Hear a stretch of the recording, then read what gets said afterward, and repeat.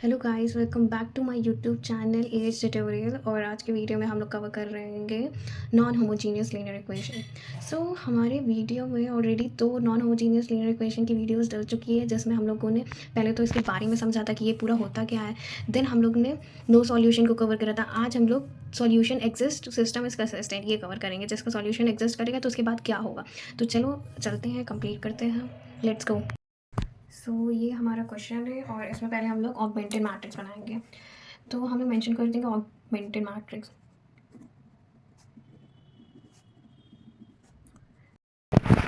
तो जैसे हम लोग नॉर्मल मैट्रिक्स बनाते हैं पहले वैसे ही बनाएंगे इसको।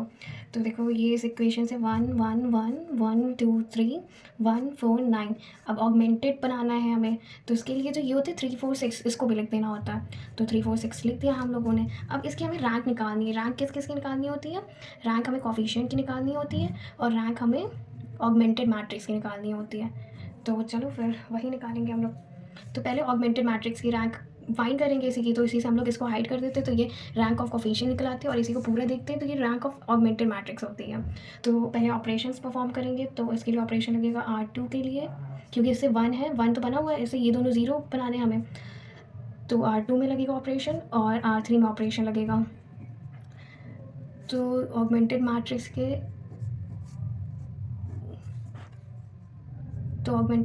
में ये 0 हो जाएंगे। ये तो सेम टू सेम लिखा रहेगा।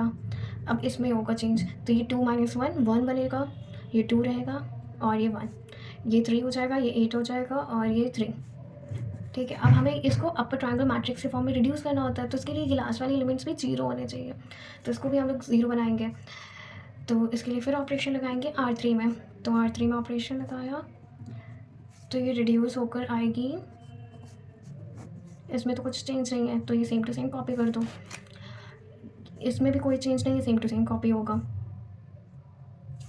अब इसमें चेंज होगा तो ये 0 हो जाएगा, ये 2 बचेगा और ये 0 हो जाएगा।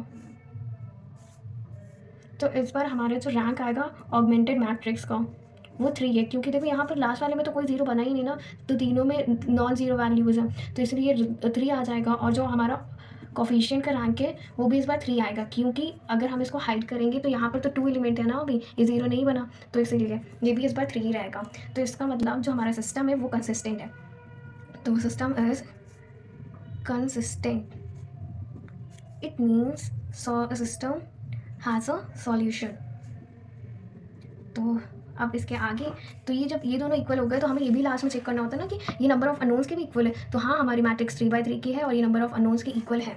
तो कि ये जो है ऑगमेंटेड मैट्रिक्स कोफिशिएंट वो इक्वल्स टू 3 है, जो कि इक्वल है हमारे number of unknowns.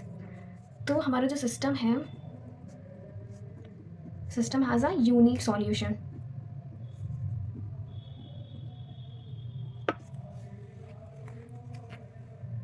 It means that rank of augmented matrix is equals to coefficient. Okay. तो अब हमें इसको रिड्यूस करना पड़ेगा। तो हम लोग पहले लिखेंगे रिड्यूस सिस्टम। तो देखो, अब देखो जो ये हमारी लास्ट वाली मैट्रिक्स आई है जो अभी, तो इसी से हम लोग इक्वेशन बनाएंगे। तो ये देखो 1 1 1 है, तो x y z equals to 3। Y लिखेंगे x plus y plus z equals to 3। और इसमें 0 है, ये 1 है और ये 2 है, तो y plus 2z equals to 1। इसमें ये वाला है तो 2z इक्वल्स टू 0। ये हमारी इक्वेशन फर्स्ट, ये इक्वेशन सेकेंड और ये हमारी इक्वेशन है थर्ड। ओके। तो अब इक्वेशन फर्स्ट से क्या निकल आएगा, पहले हम लोग इक्वेशन थर्ड देखते हैं। ठीक है। तो इक्वेशन थर्ड से ये देखो z है, अगर 2 डिवाइड करेंगे तो तब भी z इक्वल्स टू 0 हो जाएगा। तो z की वैल्यू क्या आ गई, 0 आ गई। अब इक्वेशन सेकंड में जाएंगे हम लोग। जब ये 0 हो जाएगा तो 2 × 0 0 ही रहेगा। तो ये y के इक्वल क्या आ रहा है, 1 आ रहा है, तो y इक्वल्स टू 1 हो गया। और इक्वेशन फर्स्ट में वैल्यू पुट कर देंगे तो हमारा x जो है वो 2 के इक्वल आ जाएगा। तो इससे हमारा आंसर जो है वो आएगा x equals to 2, y equals to 1 और z इक्वल्स टू 0। तो बस इतना ही होता है यूनिक सॉल्यूशन में करना में। रैंक फाइंड करनी है, देन चेक करना है कि ये दोनों इक्वल है। अगर ये दोनों इक्वल है तो हमें अननोन्स इक्वल चेक करना होगा, तीनों इक्वल है तो हमारा यूनिक सॉल्यूशन होगा। और उसके बाद हम लोग को रिड्यूस करना है, सिस्टम को रिड्यूस करने के बाद हमें x y z की वैल्यूज फाइंड करनी है। That's it. Thank you, have a nice day.